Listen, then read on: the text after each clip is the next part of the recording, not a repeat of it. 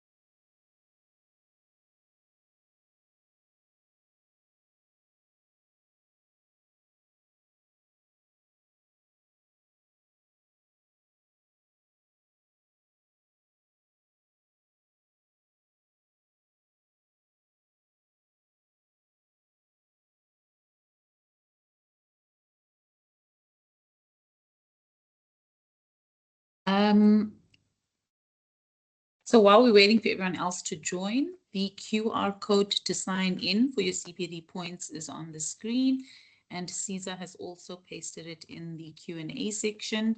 So you can click on the link there and then just fill in your details so that we can get you your CPD certificates. Awesome. I'll give it 1 more minute and then I shall start.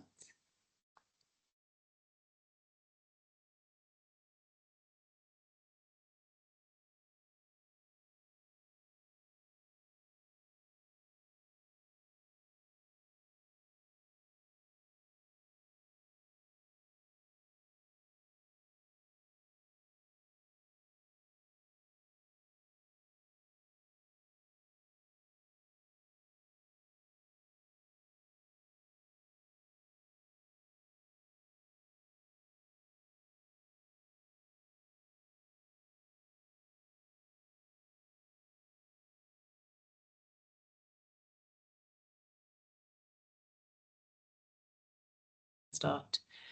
Okay, great. So good morning, everyone, and welcome to this morning's iTOOsday session.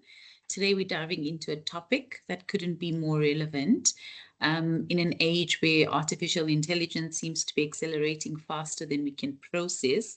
It's worth pausing to ask what truly sets us apart. Our session today, the beauty of human intelligence, leading with depth and resilience in the age of AI, explores exactly that. It's a reminder that while AI can analyze, automate, and accelerate, it's our human depth, our ability to sense, connect, and create that remains the ultimate differentiator.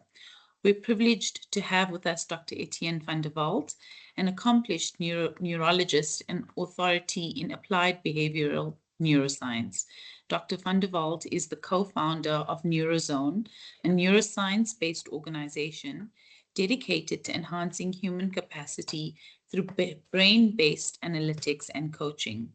With a 14-year clinical career in neurology and a passion for translating brain science into practical tools for leadership and performance, Etienne brings a truly unique lens, connecting biology, psychology, and leadership in ways that inspire smarter, more resilient teams.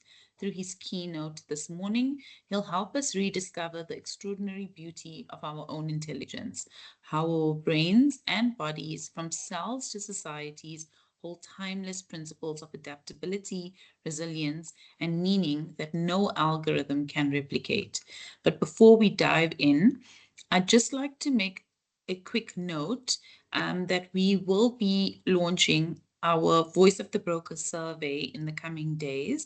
So if you can please keep an eye out for the communication, we'd really appreciate your feedback, because it is important that we get your insights to help us evolve and keep our partnerships strong and relevant. So settle in.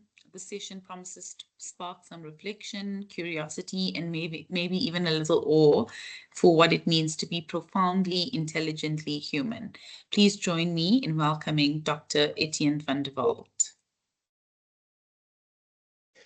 Hi, Shazia. Thank you so much, and to every one of you. And it's really a pleasure to be here. I think it's the second time I've been in your on this wonderful panel, or this wonderful initiative that you have. So great to be with you.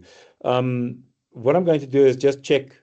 I assume you will let me know if any technicalities are not working. Shazia, I'll also share a screen just now with you guys, and then we can just check that it works as well. In the meantime, maybe just a very quick remark before I dive into the slides. So I'm going to use a set of slides to take us through this conversation.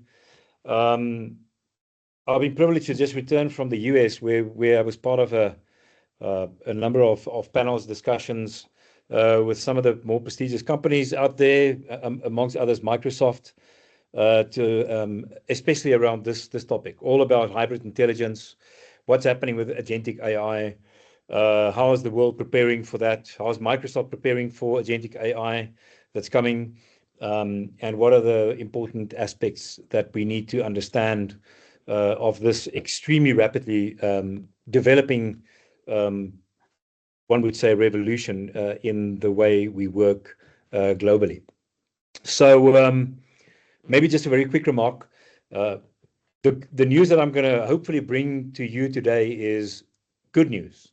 The good news that you and I, as Homo sapiens, at this point of our evolution, naturally express artificial intelligence, and that it's not something that has been thought up by somebody in a corner.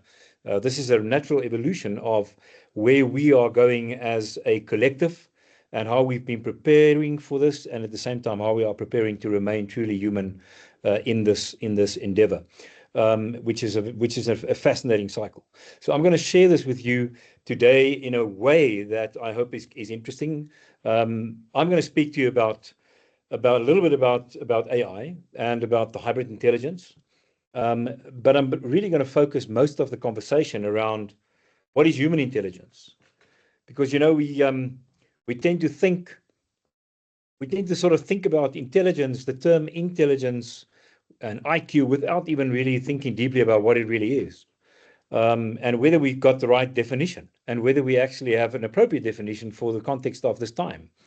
And at the same time, we know something about AI and how the system works, how large language models work, and probabilistic systems, and so on. But at the same time, we don't have a deep understanding of that either. I'm pretty sure most of us, at least in this call. So if you think hybrid intelligence, where a human intelligence system, you and I, and our AI agents in dyads, in pairs, that's you and ChatGPT. I mean, mine has got a name, I'm sure yours as well. And then us in groups, as teams, how we, in a hybrid way, get a result that is bigger than the sum of the parts, which is you and the agent, or me and the agent. And that's hybrid intelligence. And so I'm going to hopefully give you more understanding of how we as humans show up in this process. And of course, as I said, AI is actually deeply an extension of what we as humans developed through a very collective process over many years. So just quickly, AI is pretty old, around 1950.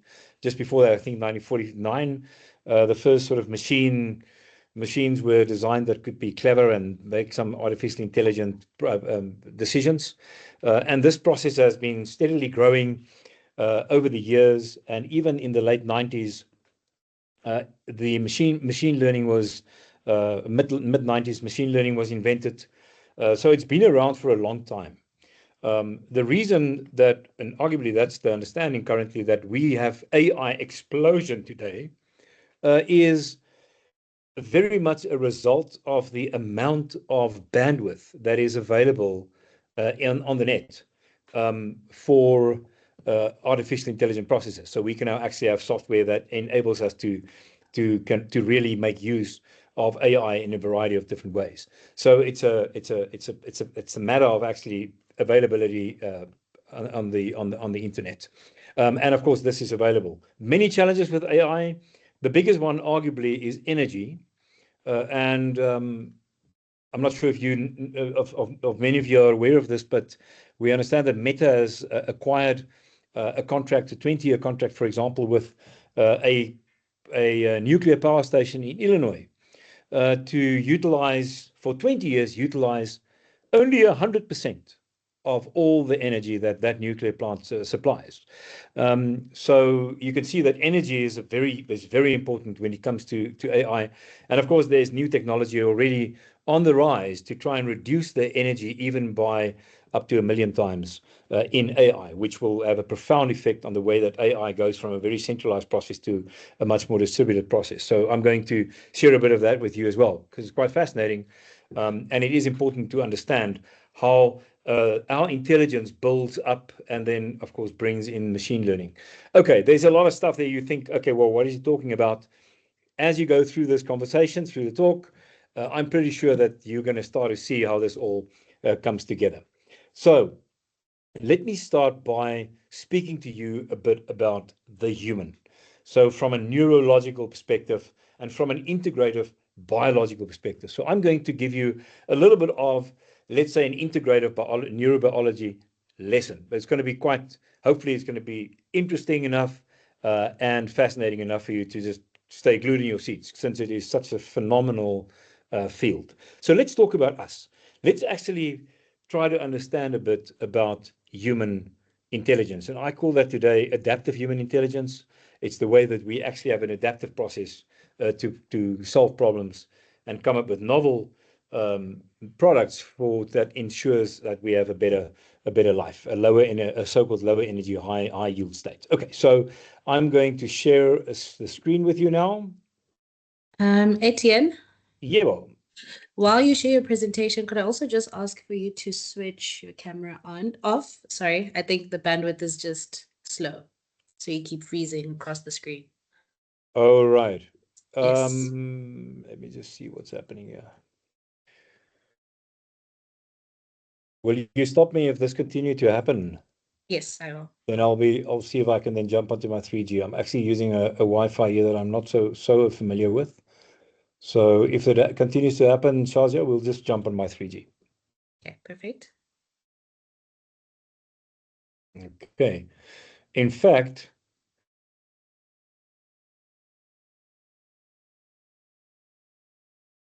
right, everybody can see my screen?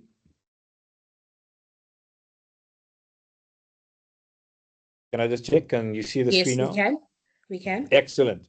All right, just jump in, Shazia, if there's some challenges technologically. Right. Let's look at this slide just for interest sake, and I think this is quite a useful concept. If you look at the far left, and let's start at the bottom, you will see a number of revolutions, industrial revolutions. And the first big industrial revolution was around the 18th and 19th century when mechanization started, right? And this was all driven by the following economy principle. Economics says it is more expensive now to use human labor, so let's reduce the cost. And we now have technology available to reduce the cost, so we actually replace the humans, the laborers, with something that can now work easier at a lower cost for the yield. And whether you and I like that concept or not, it's the way that the human spirit drives technology forward, and also progress. So mechanization was the first one, and that basically talked to steam, steam and water and so forth, right? So it's all water that was used in the first sort of revolution. And the first displacement that took place here was effectively labor workers, people who use their muscles. So there was a muscular displacement if you look at the far right, a little bit to the biology side. The second revolution, which took place almost 100 years later, was was the process of, think about the spontaneous combustion engine. So combustion engines and electrification, using electricity by, excuse me, by providing energy that creates electricity and other forms of energy. But electrification and mass production was a result in the second revolution. Circulatory, I'm not going to actually talk to the right side. Maybe let's just keep that for interest sake to the right. But you can see then the third revolution. Now the time lapses, the space in between the periods reduce, and you can see how the computers and microprocessors have now actually in the third revolution come to the forefront. So this is where we started to see the development of computers, microprocessors, even the beginning of AI. And now you see even closer, once again, 50 years later, 50 to even just a few years, between 60 and even 10 years later, the fourth revolution. And this is where the networks were developed across the globe. So now you have computer networks, digital networks, and the advent of nanobiology, of nanotechnology, biotechnology, and so forth. Okay, so this is big revolutions.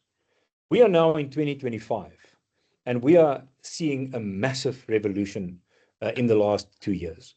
And this revolution is the revolution of external intelligence. It's almost called, some call it external consciousness. I'm not there completely yet, but the idea that there are living systems that connects with machines, with external intelligence that drives the world forward is upon us. And this is what many call the fifth revolution. And that's worthwhile just think about that for a moment. I'm going to show you a bit later at the end of this presentation. I'm going to share with you how this actually ties up with human intelligence. So I'm going to say, okay, we set the scene. Fifth revolution is upon us.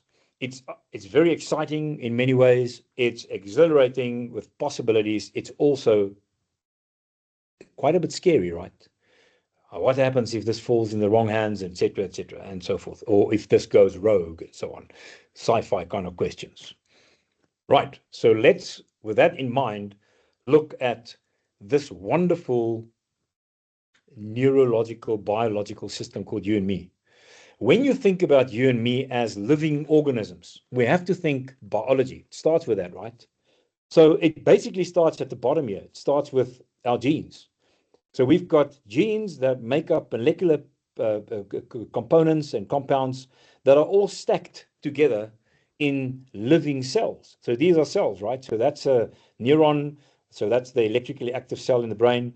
That's actually the small brain, the cerebellum. It's a cell that looks like a living little monster. But this is most likely an immune cell. There's a red blood cell, and these cells are the cells that actually line the interior part of your gut. So you can see that they're all different specialized cells, but they've all got a nucleus, they've got an internal system, and they've got a membrane around it. You can see it's a sort of membrane, and the DNA is packed in the nucleus, and then they've got all kind of specialized things that they do.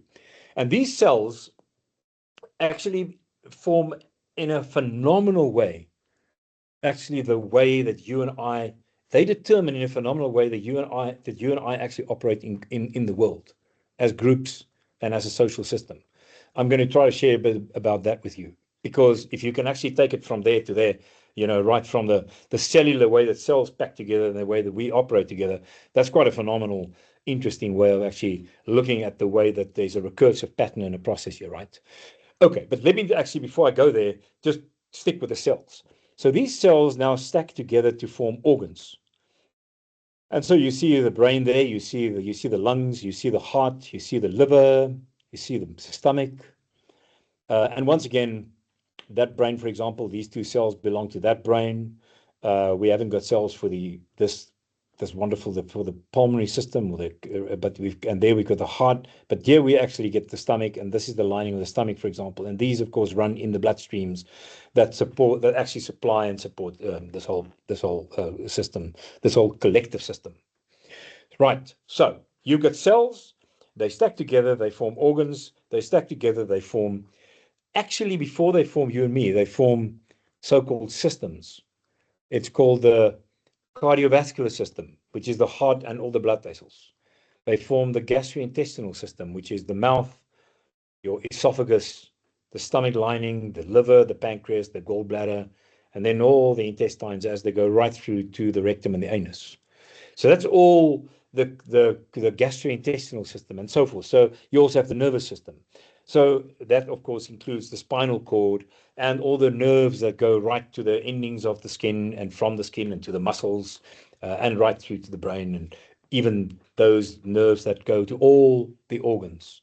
Yes, your organs, your brain knows a lot about every organ. There's a specific part in your brain called the island or the insula that actually have got a map that maps all the organs. So deeply unconsciously, you and I know, our brains know about the internal environment and it knows about the external environment. Isn't it quite fascinating? And so I'll get to that in a second again. But you can see how this all stacks together. And now we are ready to build the human. And so all these organs stack together into systems, form the organism. That's you and me. And once again, you can see organ is a live thing. It's an organ, it's an organism. And then the organism forms teams and families, the small groups, and they form the organization. And the organ is, again, a living entity. So just go back one and just look at this. Why did I actually put 5 people here together? There's a very good reason for that. We know today that around 5 to 8 people together is about the right number that gives us entrustment, that gives us an intimate space in which you can really share very important knowledge of the direct vicinity and environment that is important for your survival, but also to ensure that you have a stable system that can continue to drive things from a very stable kind of perspective, so that you can deal with all the changes at the top, but you've got a very stable underpinning foundational system that works well. That is entrustment. And in the same way that you have a team in the workplace, you have a family in society. So this family and the team are driven by the same thing, which is called entrustment. It's actually got the physical substance that is secreted to underpin and drive that, which is called oxytocin or vasopressin in men, but oxytocin very well known, right? The bottom line is that this way that these 5 stack together is also the way in which cells stack together. If you take a cell, I'm just going to share this thought with you. If you take a bodily cell, and let's say it's a bit like a ball, and the amount of cells then that you can actually, of the same size, that you can stack around that one cell, that ball, that's 12. Then you can't put in another ball. So you can have 12 cells connected to one cell, but then you have no space for anything else. And that anything else are all the functions that a cell has to perform. So a cell needs nutrients. It needs connection with the blood vessel. It needs to actually do its job and secrete, for example, gall into the gallbladder, etc., etc. Insulin produced by the pancreas, so that it can actually run into all your cells and actually ensure that all the glucose, the sugars, go into your cells. You can see the beauty of this. So the work that needs to be done needs to be caught up into little ducts that form all kinds of beautiful channels that goes right through the body. And so you sacrifice a few of those 12. And so eventually you end up with around 8. So 5 to 8. In others, sometimes it's less, more to 5, and sometimes it's closer to 8. We do see somewhere it still actually can be 12, but it's somewhere between 5 and 8. So the way that cells actually connect and can be closely connected to each other and touch each other is around 5 to 8 in the cells, in the organs.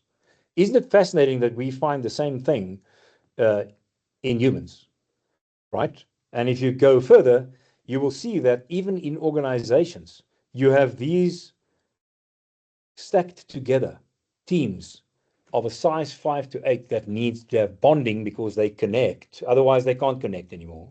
And so you connect them, they connect, and then you have a number of teams that connect within a department, within a division, and they need to connect.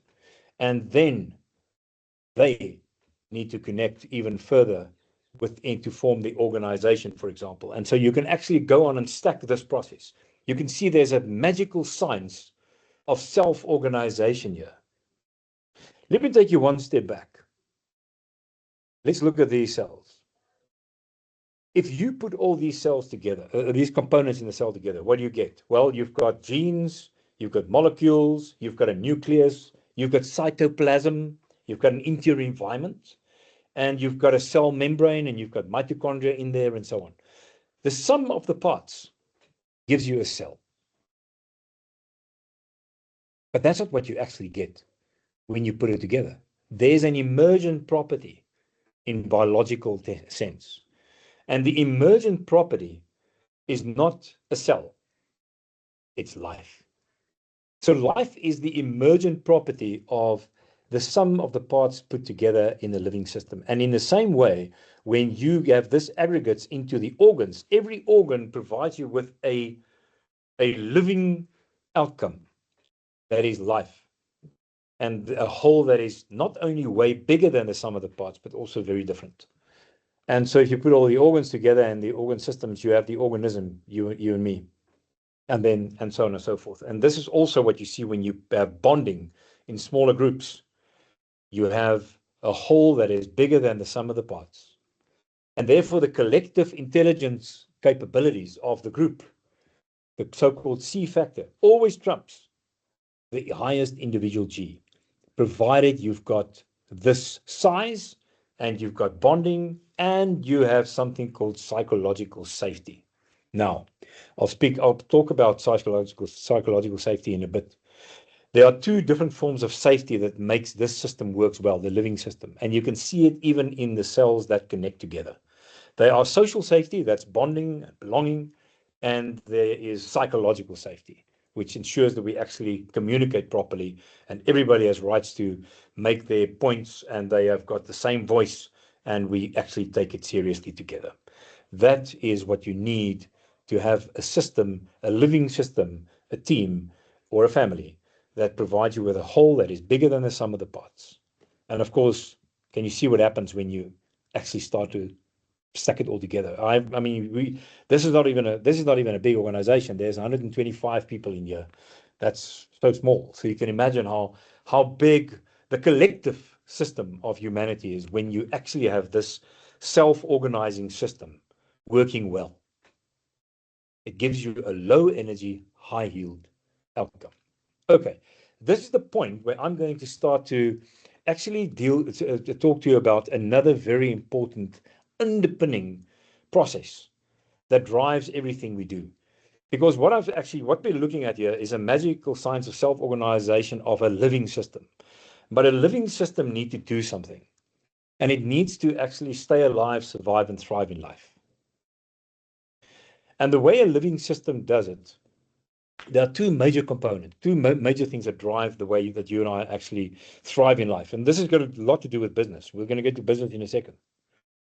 The first one is what comes in must go out. So if I take in food, the rest that I don't use must go out. If I take in water, the same amount of water has to go out. So the equilibrium is very static. This is called homeostasis. Okay. Did you notice that you and I have open energy systems?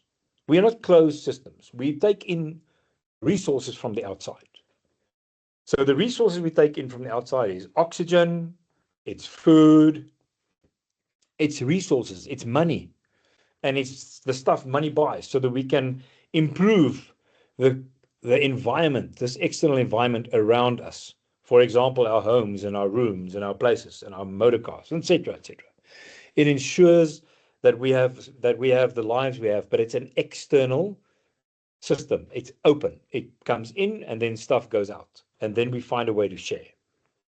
Right. This is important. Why is it important? That also says that's why we don't have 12 people in a group, but less than 12, because we actually have an open system. I'm just actually sharing that interesting thoughts with you. To ensure that this system overcome the challenges in the external environment that is changing the whole time. Okay. We need more than homeostasis. We now need something that can actually adapt. We need a capability to overcome the challenge that is actually coming from the external environment. And the way we overcome it is by solving the problem so that the internal environment, the cell and everything internal, your body and your group and your family and your team and your organization, that it remains well, that it remains in equilibrium. We also call that a baseline relaxed physiological state. And it really starts by looking at a cell like this. So this internal environment in this cell, you can see there's the cytoplasm, there's the membrane, there's the nucleus.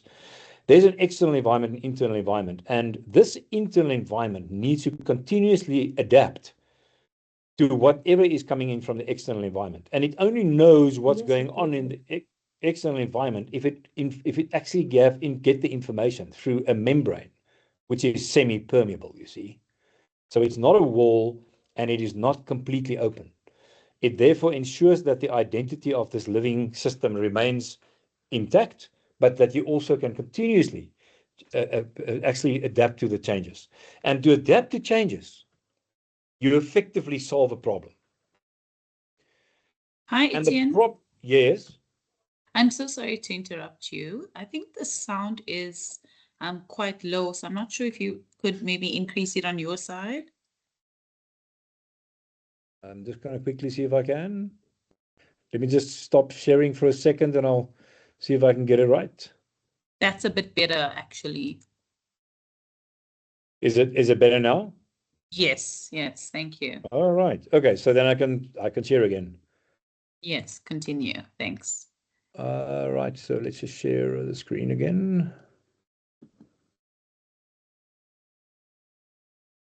Can everybody see the cell again?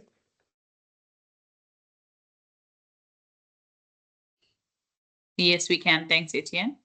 All right. So just stay with me. We're going to go out a bit. We're going to just stay here for a moment because it's so important. The way that you solve the problem that is actually in the external environment. Think about you and me. The same way we solve that problem, we also have to solve the problems at the cellular level. Can you see?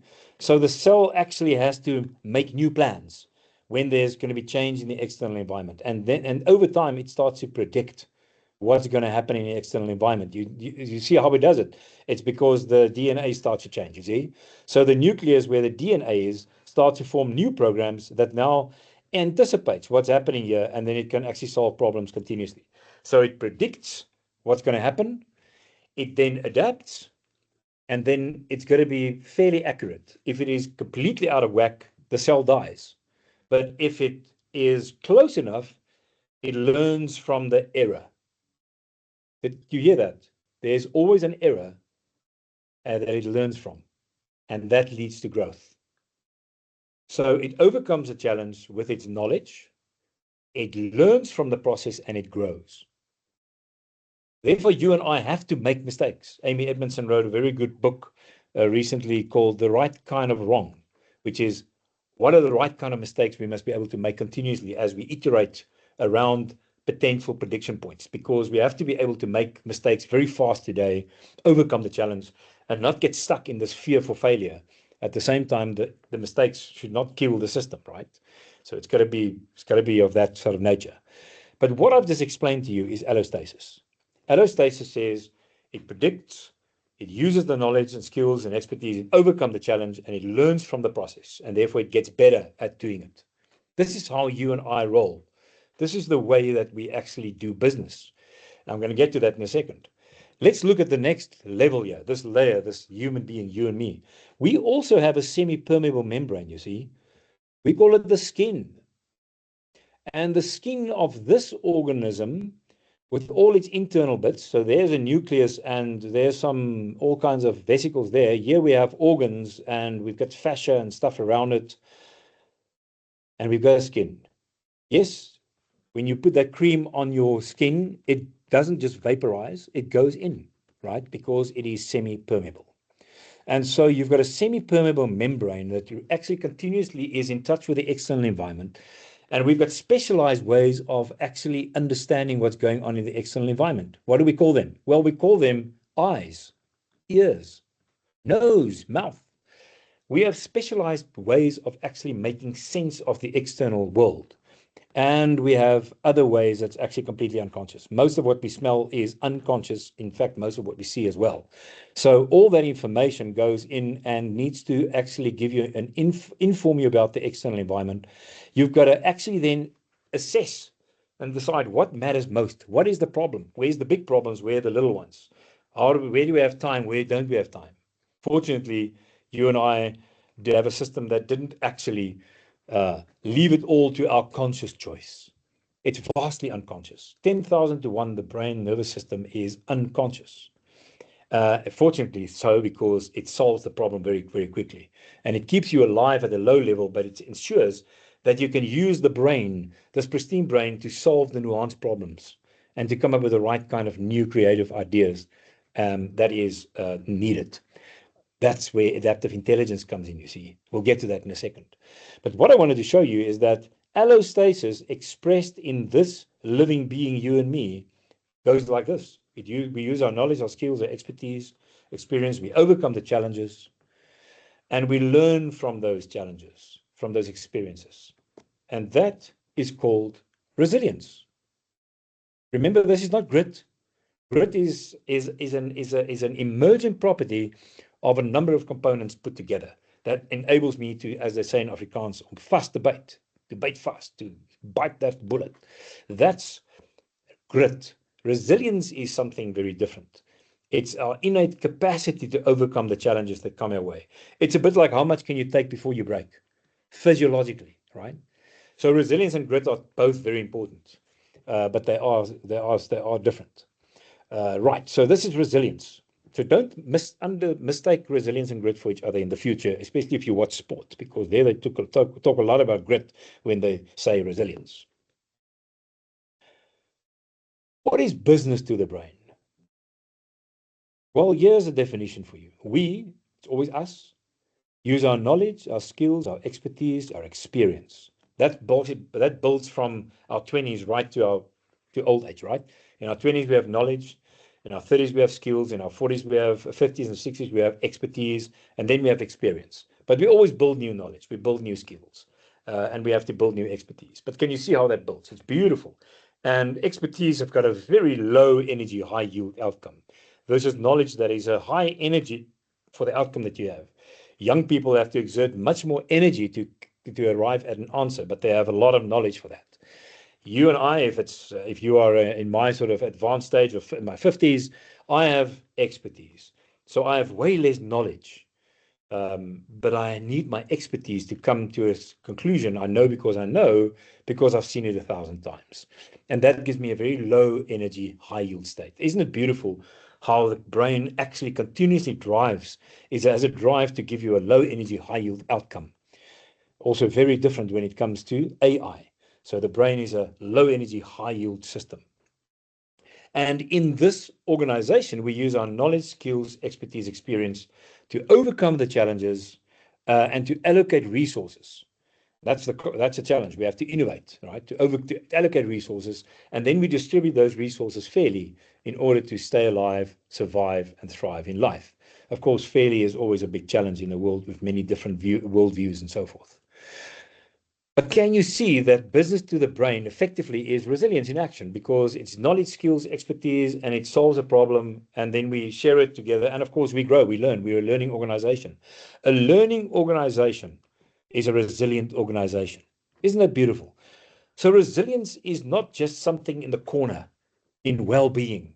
It is the absolute cornerstone of business and of well-being and of adaptation. and of you and me showing up at work as biological systems. So allostasis expressed as resilience, expressed as business to the brain. Allostasis is effectively what we do through a number of different major, what we call high performance domains in the system. And this is what I'm going to show you now. And we're still going to adaptive intelligence, remember. You're going to get there because what you've actually seen is intelligence in action. But let's do that by actually starting here. This is a first important rule. It's a biological law that I want to actually emphasize, and we already talked about it a bit.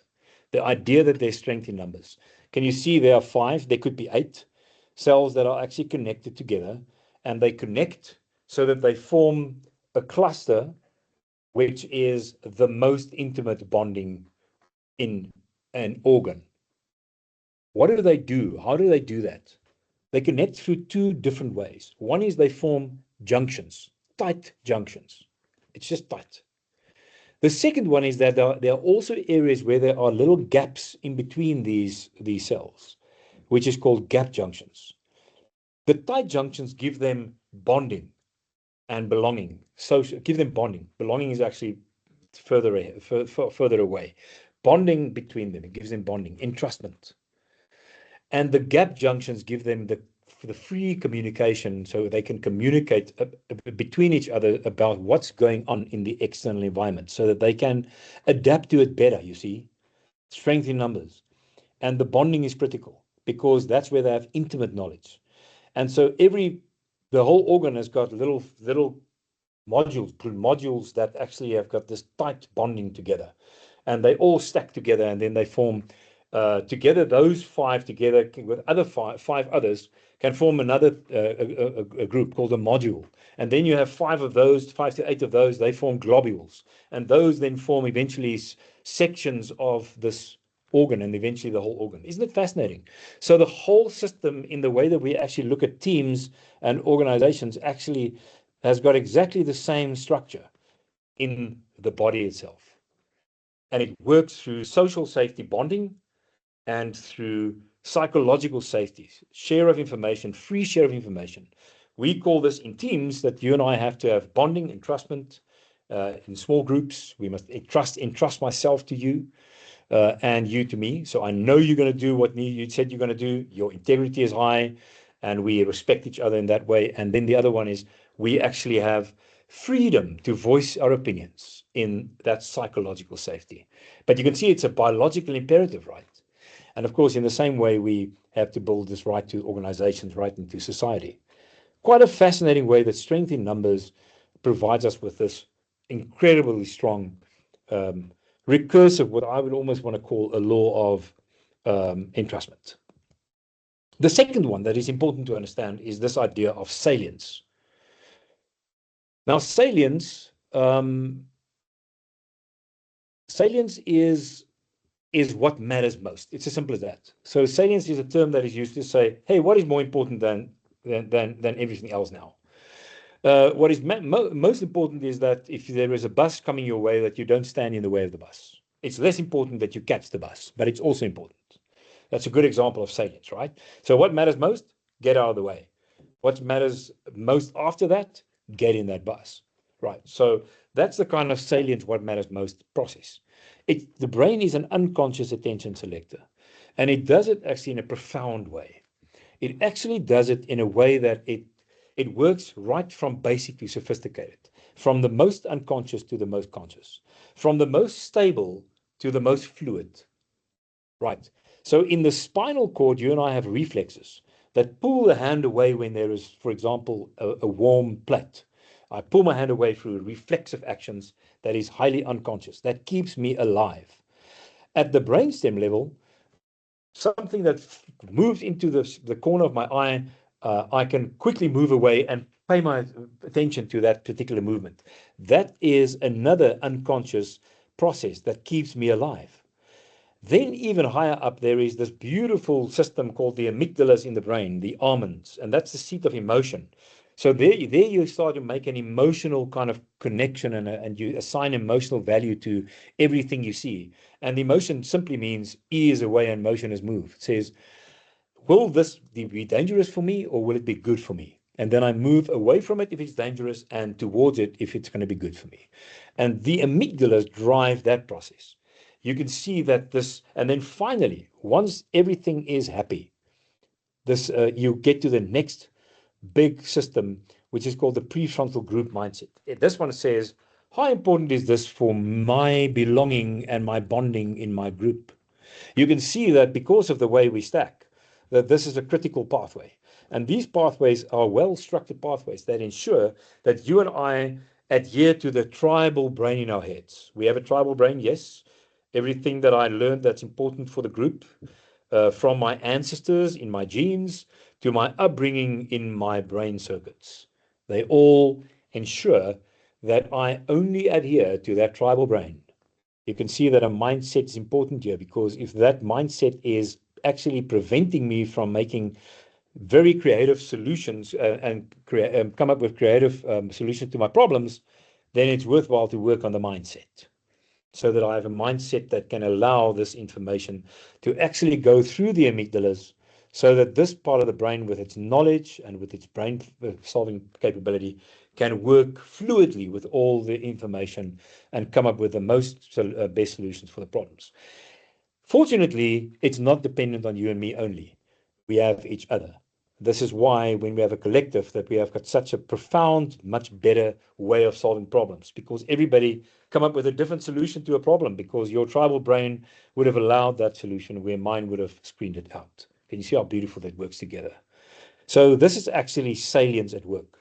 There's also an inner salience that says what's going on internally in the body. I told you that your brain actually has an inner awareness. This is the island that knows what's going on in my heart, what's going on in my liver, in my pancreas, and so forth.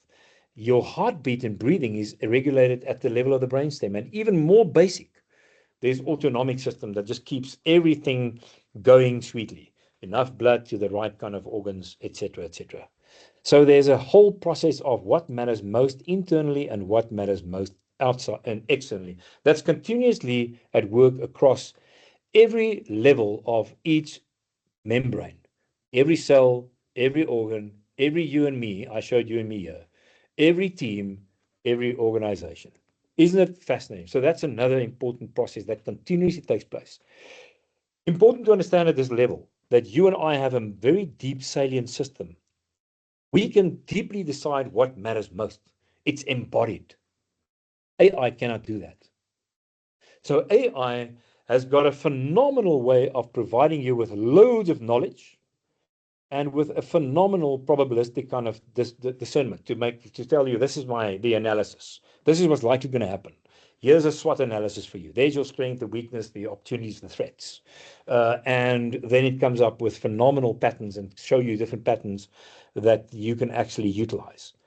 But for the brain to make use of this salient system of what matters most and what to do now, you need this system, because it's so deeply, deeply embodied. And you need this system because it is profoundly interconnected.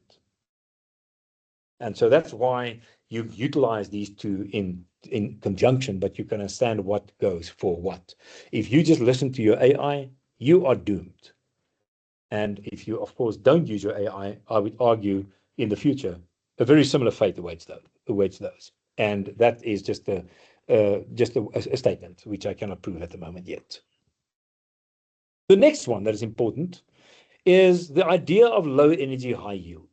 Remember, I said that we take things in from the external environment, oxygen and nutrients. It comes in, it goes through different pipes, oxygen through your air pipe, nutrients through your swallowing pipe, all into the system, and then it goes into the organs and into the cells, where it gives you energy.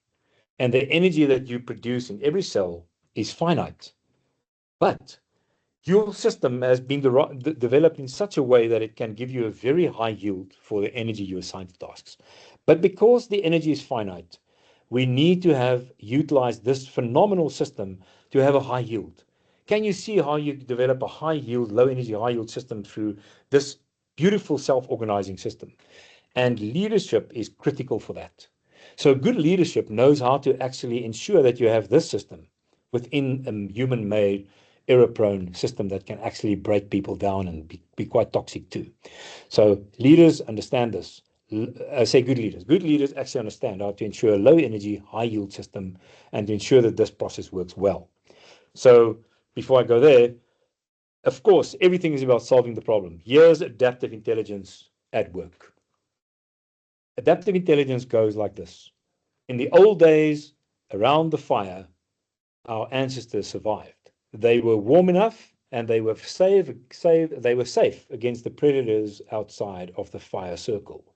But they had to stay close to the fire and not too close. There was a safe zone. If you come too close to the fire, you burn. You develop a sore which becomes septic. No antibiotics and no antiseptics. And you could die. So it was about staying alive. And the reflex in the spinal cord that is deeply unconscious and only goes right from the skin to the cord and back, pulled the muscles away and ensured that you did not burn. The pain of the burn is a slowly tracking process that actually went right up to the brain and said, ouch. So this ouch is the emotional part of it. It's unpleasant. And so you learn from that. And next time you don't come close to the fire because you learned. But your life was saved by the reflex. You actually now have a better life because you avoid it. And even down up the track of this brain, we even started to learn about fire. And eventually in this prefrontal cortex, the most sophisticated part of your brain, we learned how to utilize the properties of fire to create pressure and to propel us to the moon. So this idea of the utilization of fire at the level to keep us alive at a very unconscious, highly unconscious, very fast, and a very stable process, right to the most fluid part of the brain where you can make decisions and you can come up with creative solutions to make your life easier and to explore and to understand more of life and so forth. You can see there's an axis along which a problem is solved, from basic to sophisticated, from very unconscious to more conscious, from very fast to slow, and from very stable to fluid. So your brain is not only archaic in the sense that it is actually very changed slowly, it also has a capability to change very fast if all the stability has been established. And this is the beauty of adaptive intelligence. The final component is everything you and I do is rhythmical. Loop, doop, loop, doop. Sleep, wake, hunger, thirst. New, fresh copies of you and me, life and death. You and I make fresh copies of ourselves. I've just shared a few rhythms with you. Not even, and in between, of course, there are the monthly rhythms, the female hormones, even male rhythms, monthly and so forth. From the very, very short so-called ultradian rhythms to the day-night cycles to life cycles. You and I have got rhythms. And it's the rhythms that actually turbo boost the whole system. I'm taking you back to this. The good news is that exercise and high-intensity interval training specifically, intermittent fasting, good sleep between 7 and 9 hours a night, and mindfulness, deep breathing, 20 minutes a day, can grow the brain cells in the areas that you learn with and boost the brain in the areas where you solve problems. It also reduces the effect of these amygdalas that are so hyperreactive when you are chronically stressed. So boosting rhythms, critical to ensure that you have a turbo boosting system that makes the whole adaptive intelligence system work at its best. And there they are, strength in numbers, salience, low energy, high yield, solving the problem, nature's turbo boosting rhythms. What I'm going to show you now is that those 5 things I mentioned crystallizes in 5 high performance domains, which we use very commonly at Neurozone. And so these are the domains along which we actually work on adaptive intelligence, on resilience, and building your capacity for high performance. I show this to you because it makes sense. And you can see I've already covered a lot of ground here. I talked about a connection, about bonding and belonging, psychological safety. I talked about the turbo boosting here, the sleep wake, the exercise, the move, the nutrition, mindfulness. When it comes to the innovative system, we talked about AI. You can use knowledge, information, patterns. humans for deep salience and imagination. This is the hybrid intelligence factor. Then, of course, to build your energy, we didn't talk a lot about that, but I can tell you that optimism, gratitude, enthusiasm, human curiosity ensures that you have more energy available. And then, of course, you want to ensure that you link together for low energy, high yield. Your mindset is critical to ensure, of course, that you have a living systems thinking and mindfulness for pristine salience, so that you can actually ensure that this brain at the top can work at its best in a continuously volatile world. There's a lot to be said about this that we don't have time for now. But let me just go to the next slide again. We started out talking about this system, about AI. Let me stop with this slide by showing you what's happening in the world. It's one way of looking at it. We did a bottoms-up build here. You can see we started with the cells. We said cells are intelligent. They have allostasis. Yes, they are. It's been well shown that cells make intelligent decisions. So does organs, you and me, and the aggregate of us. Cells forms organs, forms organisms, and you and I are have collective human consciousness. This externalized in the fifth industrial revolution to centralized AI cores, to ChatGPT, to DeepMind, for example. That's a centralized, very clever system that has all the knowledge in the world, and it's the large language models we talk about. I told you that there are things going on that is actually trying to reduce the energy that is used by these systems. At the same time, this technology will also enhance the memory capacity of a circuit, electrical neural circuit. So those so-called semiconductor circuits of AI. So currently, AI doesn't hold a lot of enough memory. It has to continuously draw back on this big centralized core. Matter will begin to remember when the so-called memory resistors, are being finalized. It's already in an advanced stage. It looks like memristors will be reducing the energy usage by, as said, 1,000,000 times. And you can actually then start to see that little bits and pieces of AI hardware starts to decentralize. And it's here where the decentralization will become independent, self-adapting systems. And the learning will also be linked centrally. This is what's needed to provide us with cyborgs that will take it out of the sci-fi space and that will help us and make our lives easier. Of course, in evil hands, it will make our lives more difficult too.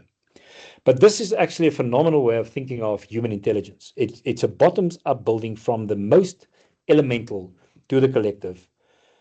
We then build a most collective with the collective, which will now bottoms down, top down, develop into what we are going to see in this fifth revolution as distributed, independent AI intelligent functions. Right, I'm going to stop there for the moment and allow for reflections. We have 3 minutes, and I hope that this has been as interesting to you as it has been to me. Thanks so much, Etienne. I'm just going to check the Q&A section quickly to see if we've got any questions. We do have one from Abigail. She's asked, are there any tips for difficulties with inner salience? Inner salience. All right, so here's inner salience. Inner salience is known as interoception. It's the interoceptive awareness says, I know what's going on in my body. I've got, for example, anxiety. If I've got anxiety, I've got the high interoceptive awareness, and so that maybe that is what's referred to. But let me just share a few thoughts with you. The inner salient system is a system of knowledge where our brains know about it. What I recommend to people throughout at the moment is to practice mindfulness, because mindfulness practicing starts with deep breathing. Remember, deep breathing is your diaphragm goes down, your lungs go out, and you pull in the air right to the depths of your tummy, of your lungs, and your tummy goes out, a bit like a baby when they're breathing. The tummy goes out when they breathe in. That's the way to practice deep breathing. Practice that every morning when you wake up for a few minutes, and then you sit and you close your eyes and try to sort of just focus on all the senses you're experiencing, and there are always something that's just continuously there. I usually use that continuous sound or that continuous sense to take me into a space where I then try to think of nothing at all, and I try to stay in that deep breathing state for around 15 to 20 minutes. It takes time to achieve it. If you haven't been practicing mindfulness, you can use Headspace, you can use Calm, you can look at many, many ways of doing it. Practice that on a daily basis, and that in its own right enhances your sleep-wake capacity. That in its own right, together with everything else, and the turbo boosting rhythms, start to reduce that inner salience and ensure that it's pristine. I hope I answered your question correctly. It's all on this little slide here. There's Thanks so mindfulness much, rhythms. Etienne. I think I don't see any other questions, but I'd just like to thank you. I think your talk was exceptionally insightful. I've learned quite a bit myself, and I just want to thank you so much for your time. And then just to our brokers, we put out the sign out QR code for you to scan. And then Caesar's also shared the link in the Q&A. So if we can just get you guys to sign up. Thank you so much for joining us today, and we will see you guys next week. Thanks, Etienne. It's a pleasure, everybody. All of the best. Thank you, Shazia.